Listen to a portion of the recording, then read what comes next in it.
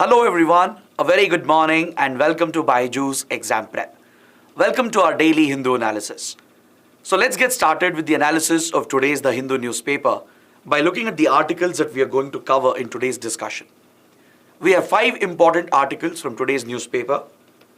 We shall take a look at a column that deals with the ongoing protests in Ladakh, where the people of Ladakh are calling for constitutional autonomy. This is a very important topic as far as Indian polity is concerned, and we are going to examine this topic in complete detail. Next, we shall look at another column that refers to the lithium reserves that have been recently discovered in Jammu and Kashmir. Here we shall evaluate the geostrategic significance of this discovery, and we shall also talk about the environmental consequences of lithium mining. This is another important discussion, both from an economy and environment ecology point of view. Then we shall take up an article related to international relations from page number 13 that deals with China's relations with Iran. China-Iran relations are a defining aspect of the global geopolitics, and it has significance for India as well. So let's take a look at these recent developments. Next, we shall take up an article from Social Justice and talk about the need for a disabled-friendly digital ecosystem to ensure that the digital technologies are inclusive and provide for equal access to those who are disabled. And finally, we'll take up an article from Social Issues and understand how child marriage and the problem of women pushing to get married at a younger age can be tackled with better education. So these are some important articles we have lined up for today. Before we start, you know what to do. Express your support to us by liking the video, and don't forget to subscribe to our channel. And also don't forget, as soon as the session ends, directly head to our official Telegram channel. The link for the Telegram channel has been given in the description below, because as soon as the session ends, we'll have a quiz on all these topics. Take up these questions, it'll help you practice and revise these topics and prepare for the upcoming prelims. So with this, let's get started with the first article that deals with the ongoing developments in the Union Territory of Ladakh. As I mentioned, over the last few weeks, massive protests have broken out in Ladakh. The people of Ladakh have been demanding constitutional autonomy. Some organizations in Ladakh have been even demanding statehood. So this has led to large-scale protests, and several organizations are planning to bring the protests to Delhi as well. So this topic acquires a lot of significance considering the location and the strategic importance of Ladakh. So let's understand this topic in complete detail. It is very important for prelims and mains. So let's start by talking about the unique geography and demography of Ladakh. These are the basics that you need to comprehend this topic. So let me show you this map and help you understand where is Ladakh exactly located, what is its strategic location, and what is the unique geography and demography of this region, which is directly responsible for the demand for constitutional autonomy. See, Ladakh today is a union territory, but previously it was form of the erstwhile state of Jammu and Kashmir. Ladakh occupies a strategic location. It is sandwiched between the Tibet region of China. This would be the Xinjiang province of China. This is Afghanistan, which further connects with Central Asia. This is the Wakhan corridor of Afghanistan. And then you have the Indian territories which are illegally occupied by China and Pakistan that surround Ladakh. China has illegally occupied these parts of Ladakh, which is basically the Aksai Chin region, which is claimed by India, but it is under the illegal occupation of China. To the other side, you have territories that Pakistan has illegally occupied from India. That is Pakistan occupied Kashmir over here and the Gilgit-Baltistan region over here. So these are essentially Indian territories illegally occupied by Pakistan. You also have an important region over here, roughly, called the Shaksgam Valley, which Pakistan has leased to China. After Pakistan occupied these parts of Gilgit-Baltistan, it has given away Shaksgam Valley to China by signing a boundary agreement in 1963. So such important locations surround the Ladakh territory, which currently is under Indian administration. So Ladakh essentially is made up of two primary districts, the Leh district, which is Buddhist dominated, and you have the Kargil district, which you can see in the map here, which is Shia dominated by Shia Muslims. So geographically and culturally, the region is very, very unique. If you look at the demography as well, the Ladakh region, particularly the Leh region, is Buddhist dominated. It has a rich cultural history behind it. The Kargil region, which has been historically closer to Kashmir, is dominated by Shia Muslims and has a unique, rich cultural tradition of its own. The whole environment ecology of this region is also very special. Right? I'm sure many of you would have been to Ladakh. You would understand what kind of ecosystems are present here.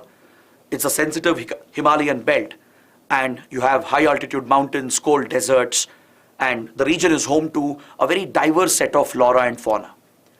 The people of the region are also very unique. Their practices, their cultural practices, their economic practices, their lifestyle is also very unique. This is something that is distinct to the Ladakh region. Many of the communities over here are nomadic. They are pastoral, nomadic communities. Some of them practice basic agriculture, subsistence agriculture. Some of them practice basic grazing, pastoral, nomadic grazing, and they have a very simple life over here. So the region has largely been free from massive exploitation, industrial growth. So such human activities have largely been restricted over here. So the people of the region, which includes the natives of the Ladakh region, they are very protective of their land, their cultural rights, their property, their resources, etc. So of late, they feel that they are coming under increasing pressure with regard to exploitative development, and they seek to protect their land, their culture, and their rights. Since many decades, in fact, there has been a long-standing demand for greater autonomy in Ladakh. So it's in this context that the current developments become very important. And again, to further analyze the ongoing protests, you should look at the history as well, understand the political status of Ladakh. Now that we have a basic idea of what is the geography and the demography of the region, let's take a look at its history and the political status and constitutional status of Ladakh. See, since ancient medieval times, Ladakh has been an independent kingdom. For hundreds of years, from almost since 10th century, it has been a thriving independent kingdom. It has managed to remain independent despite tremendous pressures from China, from Mongolia, Tibet, from the Arab rulers, etc. This sense of autonomy and independence was lost when the Ladakh kingdom was merged into Jammu and Kashmir, when J&K acceded to the Indian Union in 1947. That is following the partition of India and Pakistan. As India-Pakistan became independent, and as Pakistan carried out its illegal attempt to capture J&K, Raja Hari Singh, the then ruler of J&K, signed the instrument of accession, thus formally merging J&K into the Indian Union. So along with this, the independent kingdom of Ladakh was also merged with India, and it became an integral part of the erstwhile state of Jammu and Kashmir. For several years, Ladakh remained one of the key constituents of the state of Jammu and Kashmir. But later, as you know, some of these territories were captured by our hostile neighbors, Pakistan and China. Pakistan, as I showed you in the map, has taken control over POK region towards Jammu and Kashmir and the Gilgit-Baltistan region towards the Ladakh region.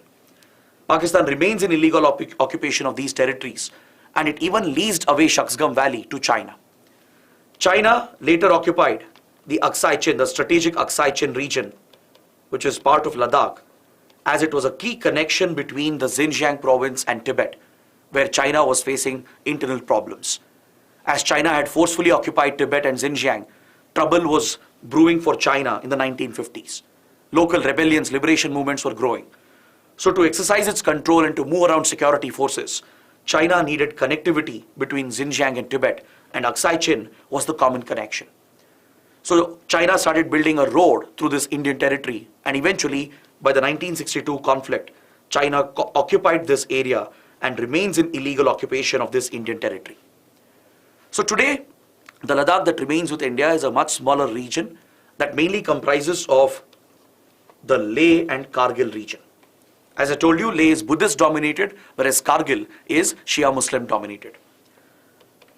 Ladakh has been finally given autonomy under the Ladakh Autonomous Hill Development Council Act of 1995. Since many years, as I told you, the people of Ladakh have been demanding greater autonomy. They wanted more decentralization of powers. They wanted more powers to be devolved to the local institutions. This movement has been going on from almost 1970s, 1980s. So this demand was partially fulfilled when Ladakh was given limited autonomy without constitutional status. This act was enacted in 1955, the Ladakh Autonomous Hill Development Council Act, which has given legal autonomy but not constitutional autonomy under 6th schedule. So under this autonomy, Leh and Kargil, they have their separate autonomous hill development councils under the same act. So this was the political and the legal status of Ladakh. But in 2019, it underwent a major change. I hope you know, in August 2019, the Modi government carried out a major change with regard to the status of Jammu and Kashmir. J&K, which enjoyed special provisions, special powers under Article 370 until then, these special powers were revoked and the state of J&K was reorganized into the Union Territory of Jammu and Kashmir and the Union Territory of Ladakh. So the former state was reduced to two new union territories. Jammu and Kashmir was provided a legislative assembly of its own, which is yet to be constituted. As of now, it is still under the direct administration of the Government of India. But elections are supposed to be held. Yesterday we discussed about the delimitation exercise. It is one of the initial steps to prepare for eventual elections for the J&K legislature. So J&K is a union territory with a legislative assembly like Delhi, Puducherry, etc. But Ladakh is a union territory without a legislative assembly. It has not been provided with a legislative assembly. So Ladakh has come directly under the administration of the central government.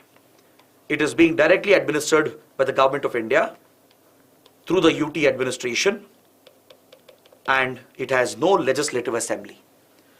So this is the current status of Ladakh. Because of the changes done in 2019, following the revocation of Article 370 and the special powers to J&K, these changes took place. So when these changes were carried out, the people of Ladakh celebrated, especially in Leh. The people of Leh were in complete support of these changes. They welcomed these changes because it was a long-standing demand from the people of Ladakh to have a separate union territory. They wanted to move away from Jammu and Kashmir. While celebrations took place in Leh when the union territory was created, it was opposed in Kargil, which is dominated by Shia Muslims. Kargil essentially wanted to remain a part of J&K with the special status that was previously provided under Article 370. So there was a divide here between the autonomous regions of Leh and Kargil. In Leh, the changes were welcomed. The creation of the Union Territory was welcomed, it was celebrated as well. But in Kargil, it was resisted. But today, you are seeing a complete turn of events. It's almost a complete change of course by various representatives of Leh and Kargil. These two regions, which were very different in their demands, which were opposed in their demands, today have come together. They have ignored their other regional differences and they have come together as a political unit. And together they are demanding for constitutional autonomy for the whole Ladakh region. Is that clear? There are few bodies which I'll mention later. These bodies that represent Leh and Kargil, they bring together various political, religious and even student-based outfits together.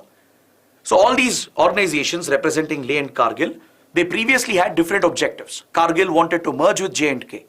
It wanted statehood to be restored. It wanted special powers under 370 to be restored. But Leh was happy with the Union Territory status. And today, they have forgotten these differences and they have come together as one political whole. And across Ladakh, you're seeing massive protests since at least 2-3 months, demanding constitutional autonomy. There are some who are demanding statehood as well. So let's examine this further. Let's see why these demands have come up. What's the reason behind it?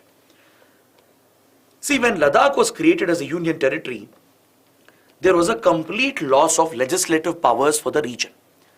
Previously, Ladakh had direct representation in the J&K legislature. The Leh and Kargil region, they each had 4 constituencies in the J&K State Legislative Assembly. So this was providing them adequate representation at the state level when Jammu and Kashmir was still a state.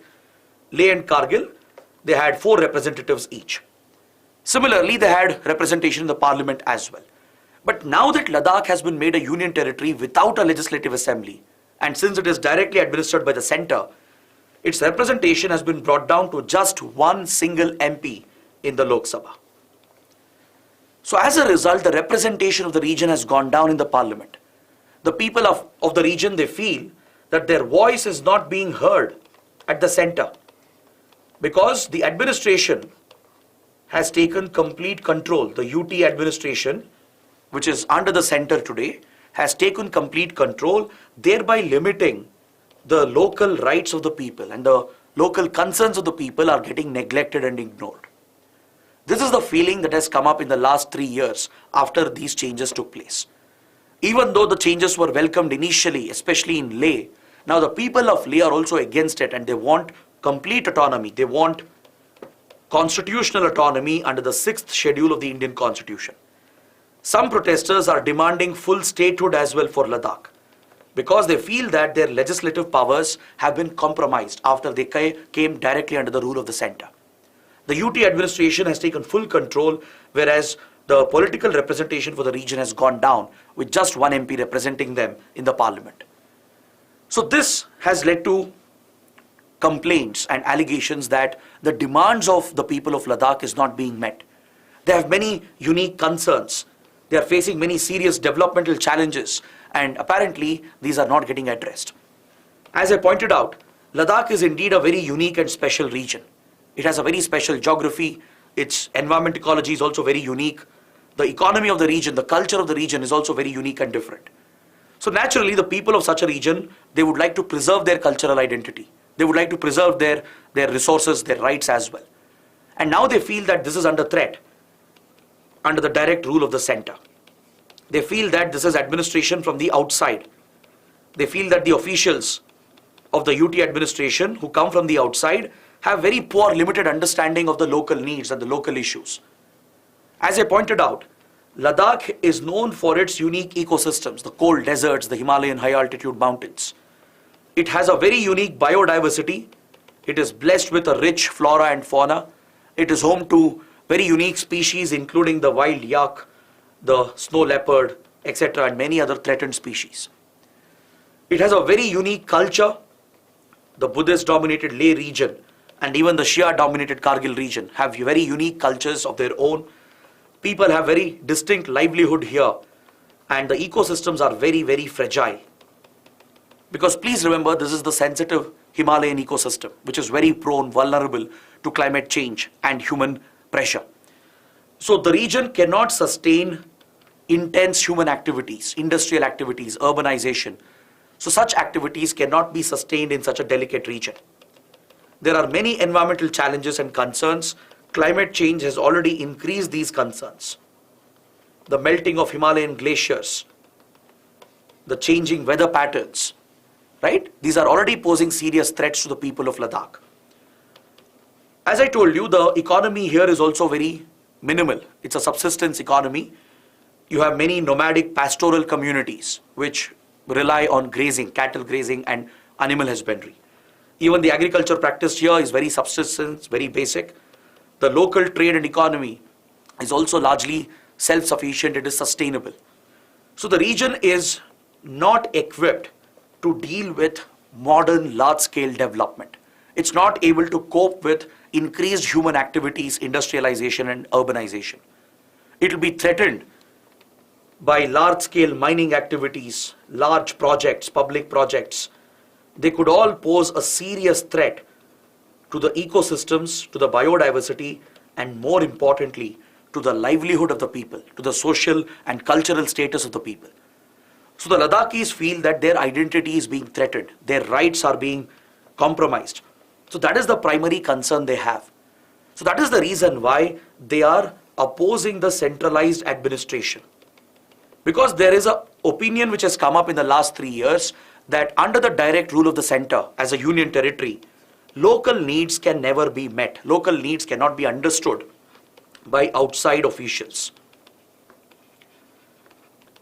The government which sits in Delhi, the UT bureaucracy which has officials from the outside, will never be able to comprehend the local needs and demands. So the primary issues for Ladakh, the people of Ladakh, is one, the question of their land rights, which is being increasingly threatened due to industrial activities, and the path of development. People of Ladakh want a sustainable path, which doesn't damage the environment, which protects livelihoods, which protects future generations. They are against exploitative development. They want their cultural identity to be protected along with safeguarding their environment and biodiversity. But all of this is under threat in the last few years due to rapid infrastructure development. The government has created strategic border roads. The government is looking to expand rail infrastructure as well, create bridges and tunnels to serve a strategic and economic purpose. Because don't forget, this is strategically a very vital region where the Indian armed forces have a massive presence. The Indian Army has intensified its presence considering the threat posed from both Pakistan and China. And this increasing military presence is also threatening the livelihood and the basic rights of the local people. Along with this, tourism has scaled up exponentially. Right? In the last couple of decades, tourism has exponentially gone up, especially after various movies were shot. Right? It became a cultural trend to hike in Ladakh, to visit Ladakh, and it has brought a flood of tourists over the decades. So people of Ladakh have a concern, the local administration has a concern that the government is looking to promote an exploitative path of development. Especially after Ladakh became a union territory and came under the rule of the center, they are seeing a push for more commercial activities and private investments. A lot of private companies have been invited by the UT administration, and many big companies, including mining firms and construction firms, have shown a lot of interest. Because Ladakh is blessed with resources. So if large-scale mining were to begin, and large-scale projects like hydropower projects are executed, it could threaten the very stability of the region, the environmental and social and cultural stability. So this is what the people are worried about. Already the government is building a new airport in the vital Leh sector, and there are important roads being built in the virgin Zanskar region, which is largely untouched by development. So these expanding developmental activities, along with the threat of increase in mining, industrial activities, etc., has created a fear amongst the local community. This is the prime reason why they want to take matter into their own hands and look after their local administration. This would require devolution of powers.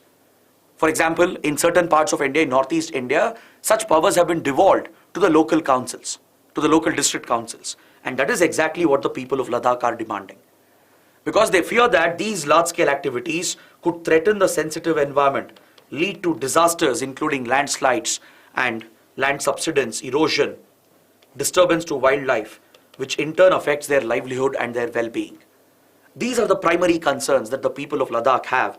And that is the reason why today Leh and Kargil region are uniting despite their history of opposition, and they are together demanding constitutional autonomy under the 6th schedule of the Indian Constitution. The 6th schedule, along with the 5th schedule, they provide for special provisions for the tribal areas of the country. The 5th schedule deals with the scheduled areas which are notified by the President of India across the country, whereas 6th schedule is specific to the states of Assam, Meghalaya, Tripura and Mizoram. These 4 northeastern states are covered under the 6th schedule, under the provisions of Article 244, and it provides for the establishment of autonomous district councils in the tribal districts. So currently, under this constitutional provision, there are 10 autonomous district councils which have been set up in northeast India. Please make a note of this. I've given you the table here. These are the 10 autonomous district councils in northeast India, in Meghalaya, in Assam, Tripura, Mizoram, etc. So on similar lines, the people of Ladakh are demanding constitutional status under the 6th schedule for the Ladakh Autonomous Council. Such autonomy under the 6th schedule of the Indian Constitution will provide for greater protection for local rights. It will devolve a number of important legislative, executive and judicial powers. Even judicial powers will be devolved. This is what has been provided in Northeast India. For example, if you look at the Bodo region, where we recently signed the 3rd Bodo Accord in 2020 to end Bodo insurgency. Constitutional protection has been given to the local Bodos and they have been empowered to look after their own local administration. Similarly, the Karbi Anglong community, the Dima Hasao in Assam, the Kasi, Jaintia, Garo Hill regions of Meghalaya, right? The Chakma region, the Lai region of Mizoram, the Tripura tribal belt of the Tripuri community, they've all been given autonomy under the 6th schedule. This gives them greater control over their rights and resources and helps them even block certain state and central legislations. This is the decentralization that people of Ladakh are looking for. The constitutional status will help them to look after their own development in line with their objectives, in line with their culture, in line with their social objectives. So there are some groups demanding statehood as well. And these protests have intensified in the last few weeks. And even popular activists like Sonam Wangchuk, the popular teacher and activist from Ladakh, who rose to fame after the Three Idiots movie, right? Even he has taken up massive protests. He has even been placed under house arrest by the administration. So the main outfits leading the protests are the Leh Apex Body, which is a Buddhist-dominated outfit from the Leh region, and the Kargil Democratic Alliance, dominated by the Shia Muslims. So these groups are political religious groups. Along with them, the civil society of Ladakh and as well as the students' organizations. Collectively, they have come together to protest and they are taking the protest to New Delhi as well. Today, they are supposed to protest in New Delhi to raise the demand for constitutional autonomy and statehood. So as soon as the protests intensified last month, on the 2nd of January, the government tried to intervene. It tried to appease the protesters.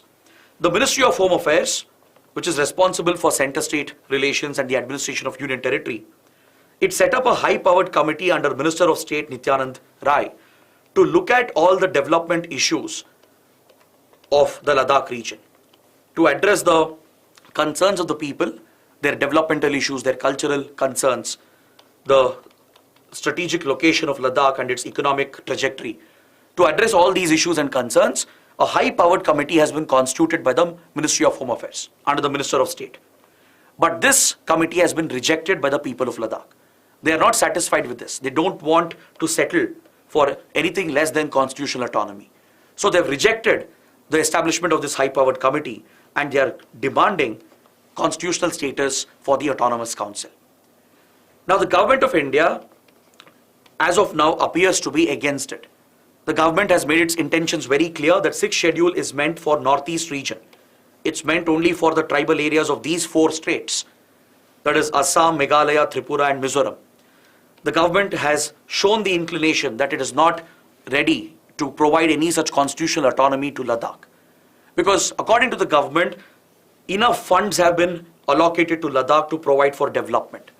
The Ministry of Home Affairs had recently informed a parliamentary standing committee that special funds have been allocated to the Ladakh Autonomous Council, and since Ladakh already has autonomy, legal autonomy, and since it is a union territory, sufficient funds have been provided to look after local development. And the Home Ministry also informed the Rajya Sabha just last month when the protests were breaking out that Ladakh administration is recruiting more scheduled tribes. The reservation for scheduled tribes has been increased from 10% to 45% to ensure that more local tribes find jobs in the Union Territories administration. So the Union government is saying these measures are enough to protect the rights of the Ladakh people and to protect their cultural rights and their economic rights. But the people of Ladakh are not satisfied with this and hence they have intensified the protests. So that is why this topic is very important. It is worth spending this time because we have covered it comprehensively. Now you can answer any prelims or mains question based on this topic, right? So do let me know if everything is clear. Let's see if there are any questions. Adeline is asking, sir, why are they asking for a separate constitution? No, they're not asking for a separate constitution. They're asking for constitutional autonomy within the Indian constitution under the provisions of 6th schedule. Mufasa is asking, sir, is inner line permit applicable to Ladakh? No, inner line permit is applicable only to few northeastern states like Arunachal Pradesh, Nagaland, etc. Wahid Sharwar is asking, what is 6th schedule? 6th schedule of the constitution provides special provisions for tribal areas in the northeastern states of Assam, Meghalaya, Tripura and Mizoram. Under that, the tribal areas are provided autonomous district councils. Okay, great. Now, let's move on to the next topic. Next, we have a very, very important article related to the recent discovery of lithium reserves in Jammu and Kashmir. I know this topic has been covered. I'm not going to go into the aspect of the discovery of the reserves itself, but we are going to discuss about the geostrategic significance of this discovery. We'll focus on the possible environmental consequences as well, because this is a very good column that the Hindu has brought out today. It provides a great insight into the potential that India gains because of the discovery of lithium reserves in J&K. As you all know, recently the Geological Survey of India made a massive announcement. The GSI had struck white gold. Lithium is referred to as the white gold because that is the economic strategic potential it has in the coming years. According to the Geological Survey of India, around 5.9 million tons of inferred resources of lithium has been discovered in the Salal Haimana region of the Resai district of Jammu and Kashmir. The Resai district, Riyasi district, is closer to the Jammu division. So in the Riyasi district, in the Salal Haimana region, a large lithium deposit has been discovered and it has been categorized as inferred resources. This is according to the 4-step process of mineral exploration and extraction laid out under the Mines and Minerals Act. There are 4 steps in exploring and categorizing and finally exploiting mineral resources. So the category of inferred means we are still in the 2nd step. It is still a preliminary exploration. Further studies would be needed to see whether this would be a financially viable resource and whether it would be economically viable to mine this resource. So there are a few more steps to go, but as of now it is categorized as an inferred resource, which means we are in the preliminary stage of exploration, the 2nd stage of the 4-step process. But nevertheless, this in itself is a very, very big development because this could simply transform India's economy. It could single-handedly enable India to transition towards a green economy because lithium is a critical strategic resource. Is that clear? It's a critical strategic resource and a rare earth element because lithium is the prime ingredient of lithium-ion batteries, which is already dominating the world.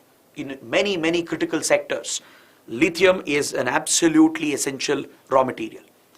Be it in electronics, all the batteries used in your mobile phones, your laptops, etc., all your electronic gadgets, the batteries needed to store electricity generated from renewable sources like wind energy, solar energy, and the batteries needed to power your EVs or electric vehicles. They'll all be driven by lithium-ion batteries, which are considered to be one of the most efficient batteries that we have developed. But lithium is a very scarce resource. It's not available everywhere. Very few countries are blessed with lithium resources. So as the world is transitioning towards a green economy, as governments are investing more in transitioning to electric vehicles to reduce the usage of consumption of fossil fuels, and as investments are increasing in renewable forms of energy like wind and solar, right, you will need massive storage capacities. Even India has a national mission to provide for battery storage capacity in the country, right? We have ambitious plans to become a net zero country with regard to carbon emissions by 2070. We have an ambitious plan to adopt electric vehicles on a large scale by the end of this decade, right? So India is giving an active push for solar, wind power and adoption of electric vehicles. So obviously for India and for any other country, lithium becomes a critical strategic resource as it would define the economy of the future. According to a World Bank study, the lithium requirement in the coming years is going to jump by 500% by the middle of this century. That is a massive demand. you can clearly understand how the demand is going to rise for lithium. No wonder it's called the white gold. It's been equated with data, it's been equated with oil and gold because it represents a tremendous economic and strategic opportunity. It's a critical strategic resource because many countries are not lucky enough to be blessed with this resource. Currently, we didn't have much of lithium reserves in India. Recently, a small reserve was detected in the Mandya district of Karnataka, but it was a very small capacity, and now a very large potential has been detected in Jammu and Kashmir. So as of now, India has no lithium mining going on. We don't process lithium as well. So all the lithium we use is imported. In fact, the lithium batteries itself are imported. So the lithium we procure mainly comes from Australia, which is blessed with some lithium resources. But primarily we source from South America, Latin America. In Latin America, you have something called the lithium triangle. Now I want you guys to make a note of this. It's very, very important for your prelims. In Latin America, there is a lithium triangle. There are 3 countries which are blessed with lithium reserves. They are said to possess 50% of the global lithium reserves. One of them is Argentina. Now take an exercise here, take a homework. Identify the other 2 countries which are part of the lithium triangle. I've already told you it is in South America. Argentina is one part of it. Which are the other 2 countries which are said to possess 50% of the world's lithium reserves? So as of now, India is primarily sourcing lithium from Australia and Argentina, and 70% of lithium ion cell requirement comes from China and Hong Kong. While Australia, Argentina and these South American countries, while they have the reserves, while they have the raw material, it is China which has dominated the entire supply chain. See, even China is blessed with minimal lithium reserves. It has a decent reserve capacity. But China has dominated this market. It has capitalized on the lithium reserves of South America and Australia, and it has built a very efficient supply chain. China is the lead producer of lithium-ion batteries in the world, and it controls 70% of the market, 70% of the supply chain. It's in this context that the discovery of reserves in J&K becomes very important, because this could transform India. It could be a strategic transformation. If the perceived size of the reserves in J&K is true, if it is a 5.9 million reserve, then India will have more reserves than even China. If this turns out to be true, if it turns out to be lucrative and financially viable, and if India starts exploiting it, our lithium reserves in capacity would be much larger than China's reserves. But still, you cannot take away the Chinese domination of this market. Right? It is good that India has discovered these reserves, which might give us more capacity than China as well. But the challenge here is, can any country counter the domination of China in this domain? It controls almost 77% of this entire manufacturing market of lithium-ion batteries. It controls 70% of the supply chain of lithium reserves. This has become a geopolitical, geostrategic challenge, even for many big powers, including European Union, the United States, Canada, etc. They are all looking to diversify their supply of lithium reserves and lithium-ion batteries. They are looking to create alternate supply chains. They are looking to diversify this and create alternate supply chains. Because China is known to weaponize its geo-economic advantage. In the trade and economic domain, once China gains a leverage, it is known to weaponize this and use it for geopolitical purposes, to gain leverage over other countries, to dominate them, to act aggressively against other countries. This has become a common trend in China's behavior in international relations. So that is why it's important for countries like India to capitalize on these critical mineral resources to become self-sufficient, or at least independent and reliant, self-reliant, to achieve the target of net zero emissions, net zero carbon emissions. Is that clear? So the Indian government, the Indian industry together are collectively trying to push for a rare earths mission as well. Recently, a public sector unit has been set up to look at the resources for with regard to strategic minerals for India, and a rare earths mission is in the works so that India could become more self-reliant in this critical category. So in this regard, the discovery in J&K could be a very big boost for India. It could help us overcome the Chinese domination. At least we could plan and think of an alternate supply chain in the coming years. However, any large-scale exploitation of the reserves will raise very serious environmental challenges, because many people forget the environmental aspect when they talk about lithium. When they talk about lithium and lithium-ion batteries, they simply think about the green technologies. They think about electric vehicles, solar, wind power, etc. But that is just one side of it. The other side is, at the end of the day, it's a resource which has to be mined. And mining in itself can be extremely hazardous and dangerous to the environment. Now remember, the resource we have discovered is in the sensitive and delicate Himalayan belt. The Himalayan belt is already ecologically sensitive. It's an active seismic zone. So any further large-scale mining here could destabilize the topography. It could further increase the incidence of land subsidence and landslides. We should draw lessons from what has happened in Joshimath, right? So this is a serious concern already, because this region, the Riyasi region of Jammu, it lies in the Himalayan belt, and it's a very ecologically sensitive region, very unstable as well seismically, prone to earthquakes. And to mine lithium, you have to carry out large open pit mining. Open pit mining, which is used for coal as well and other mineral resources like iron, can be very harmful to the environment. It could lead to a lot of destruction of the tree cover, the forest cover, and such minerals require to be roasted using fossil fuels. In the process of extracting, you have to use a lot of fossil fuels to roast the mineral reserve, and this again releases a lot of emissions.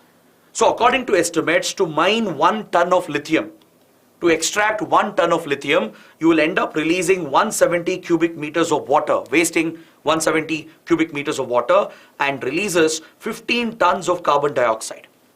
That is the carbon footprint of lithium exploration.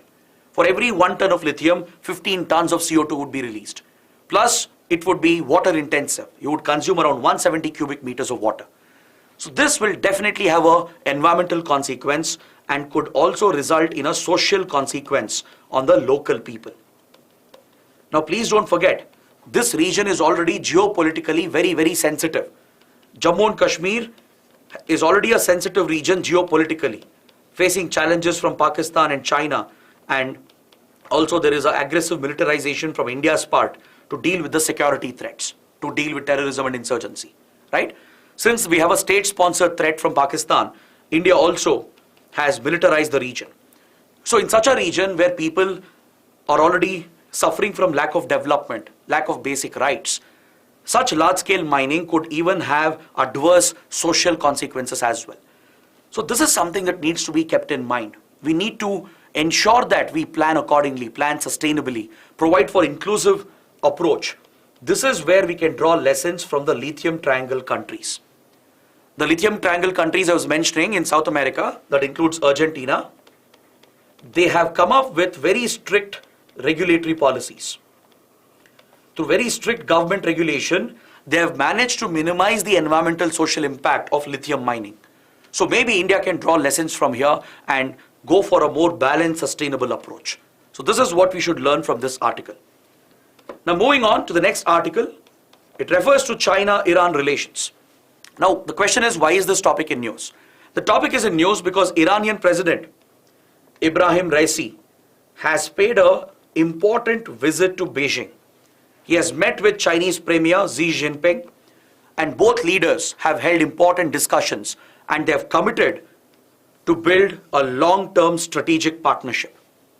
China-Iran relations are very, very important for the region. It has implications for global geopolitics, and it has an impact on Indian interests as well. So let's take a look at the developments that have been reported. China-Iran have resolved to give a push for their comprehensive strategic partnership. Both the sides are very, very close to each other. They are very good friends, very close allies of each other. They support each other on almost all the important strategic issues, and they've established a comprehensive strategic partnership. China is looking to invest heavily in Iran. It's looking to bring Iran under the Belt and Road Initiative, the ambitious One Belt, One Road project of China. And they have similar geopolitical rivals, particularly the United States and the Western countries in general. During this meeting, US and China and Iran, both of them have labeled the United States as a bully. The Chinese leader and as well as the Iranian leader, they have both labeled the United States as a bully, which is targeting the other countries such as China and Iran. This is where you need to understand the geopolitical contest between these countries. You already know that US-China share a lot of tensions over several issues with regard to South China Sea conflict, with regard to their economic and strategic competition, all the allegations of spying and espionage, including the recent spy balloon incident, right, and the arms race between them.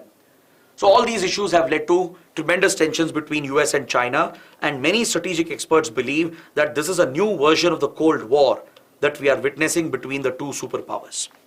As China has already emerged as a global power, it is competing directly with the US to upstage the US and to emerge as the sole superpower of the world. So this is an era of superpower competition again.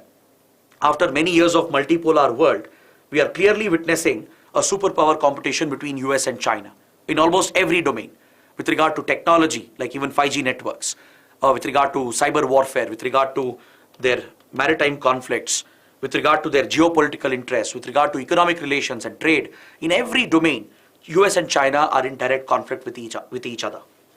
Similarly, US has targeted Iran, particularly over its nuclear weapons program.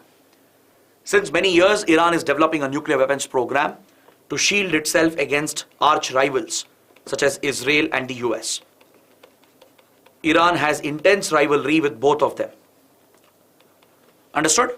Iran is known to sponsor even radical extremist groups like Hamas and Hezbollah against Iran in support for the Palestinian cause.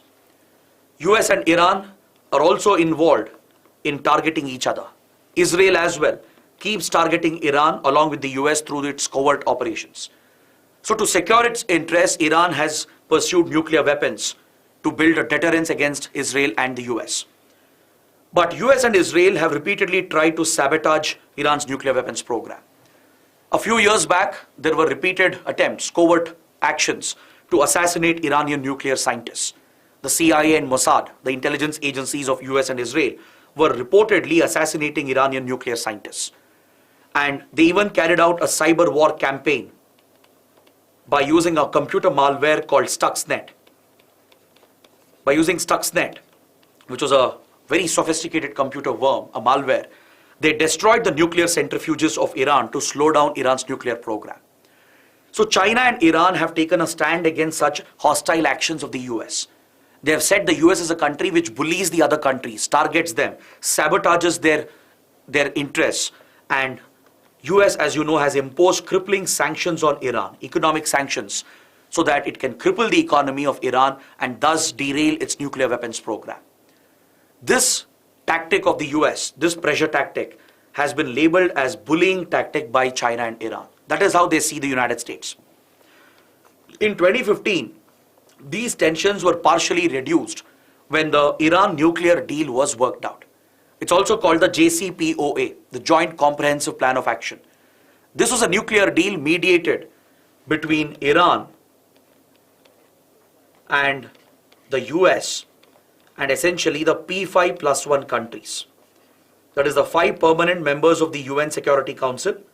That includes US, Russia, China, UK, France, and +1 refers to Germany, along with European Union. So all these parties had negotiated the Iran nuclear deal in 2015 and signed the Joint Comprehensive Plan of Action.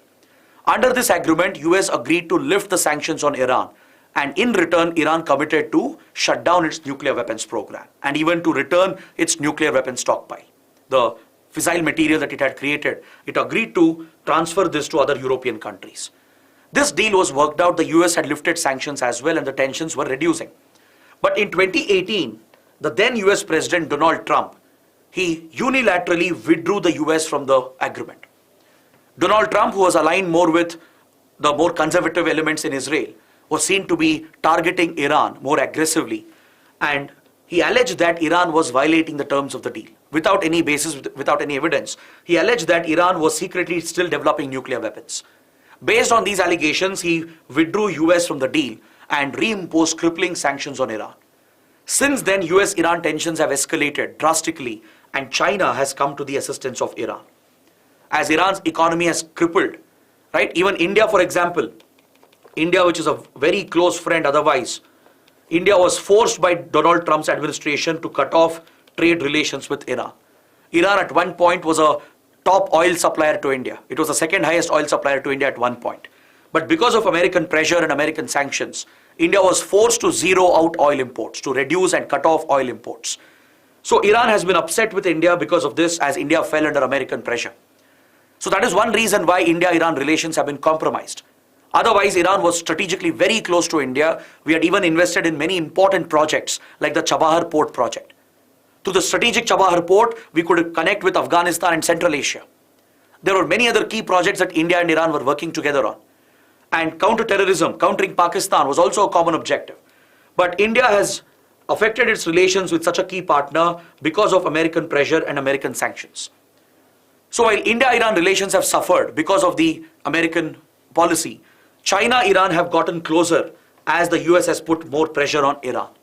Both have common interests to counter the United States, and China has even promised to invest $400 billion in the coming years in critical infrastructure sector of Iran in return for stable oil gas supplies from Iran.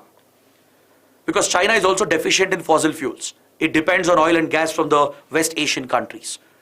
So China has struck a deal in 2021. It has signed a 25-year cooperation agreement with Iran, where China has promised to invest $400 billion in creating infrastructure under the Belt and Road Initiative. In return, Iran guarantees to provide stable, reliable supplies of oil and gas to China. So this is a landmark development. So China, Iran are taking forward their comprehensive strategic partnership. This shows that they are in close alliance. Russia also falls on their same side. Russia, Iran, China, they would all come under the same side, and in the ongoing Russia-Ukraine conflict as well, China, Iran are clearly backing Russia. Iran has even supplied weapons to Russia, as Russia has been facing a shortage of weapons. So these tensions are only going to escalate with US and Western countries on one side and Russia, China and Iran on the other side.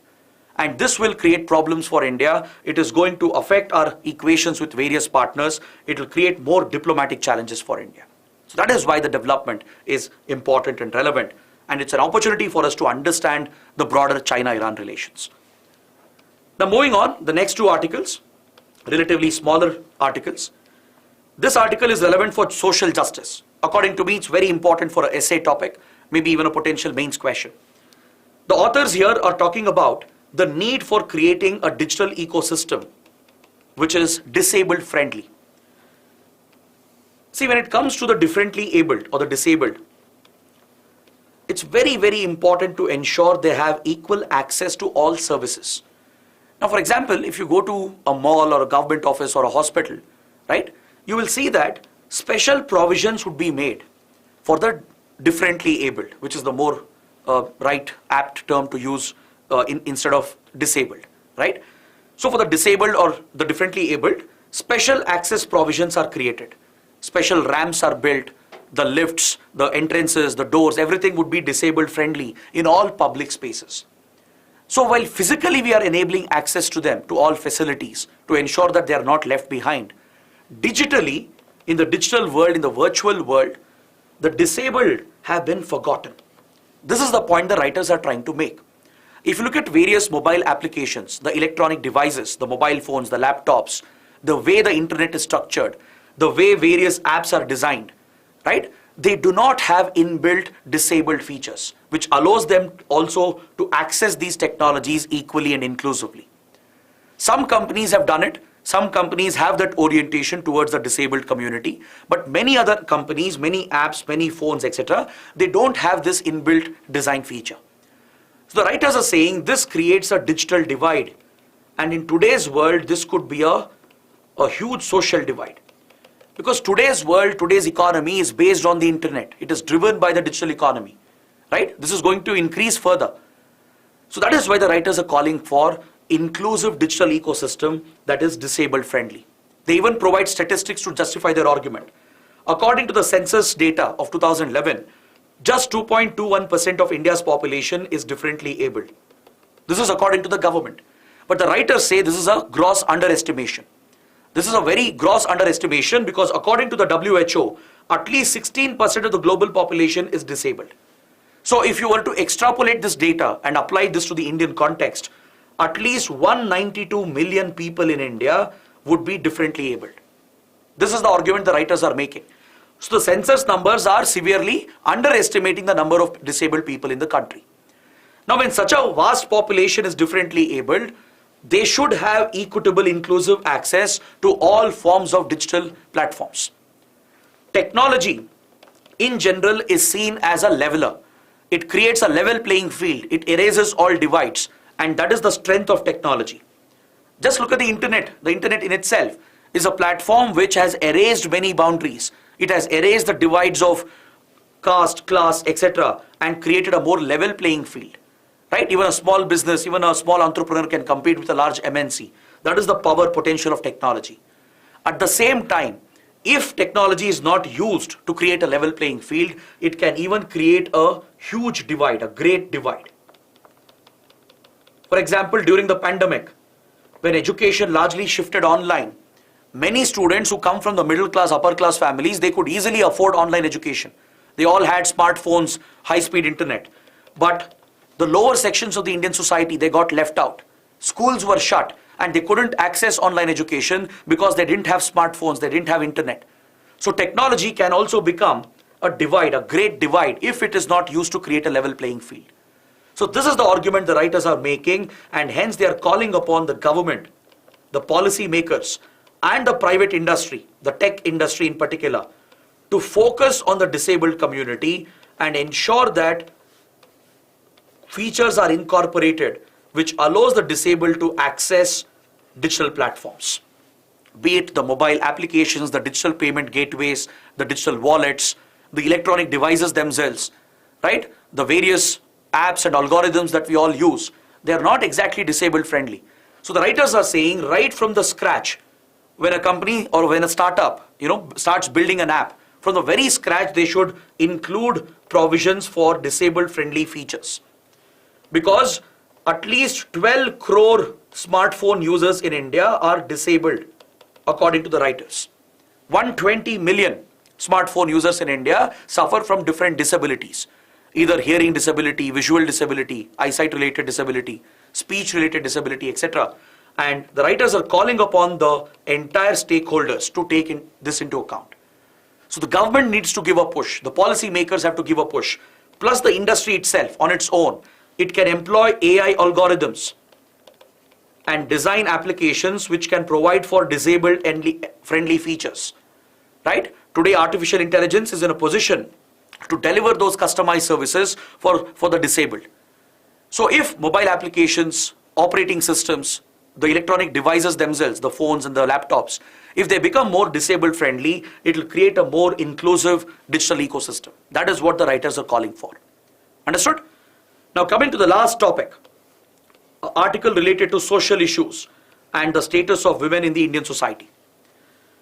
See, as you know, women in India, or generally in most societies, especially in conservative orthodox societies, they are married off at a very young age. This is a common feature in conservative orthodox societies, especially patriarchal societies, in male-dominated societies. This is what leads to the prevalence, the widespread prevalence of child marriage, the evil, the social evil of child marriage. As the girl child is often seen as a burden in a patriarchal society and a conservative orthodox society, the girl child is disposed of through marriage at a very young age. Even though child marriage is prohibited, it remains in practice. It is still prevalent in many parts of India. Right? In Rajasthan, parts of Haryana, parts of Assam as well. There are many parts in India where child marriage is still prevalent. So a study has shown that as the status of education improves, women are able to delay marriage. There is a direct correlation which has been established. If women acquire more education, the more educated they are, the more degrees they possess, the more graduated they are, there is a direct correlation with delay in their age of marriage. Now this is a very, very important point because it is addressing the root of the problem.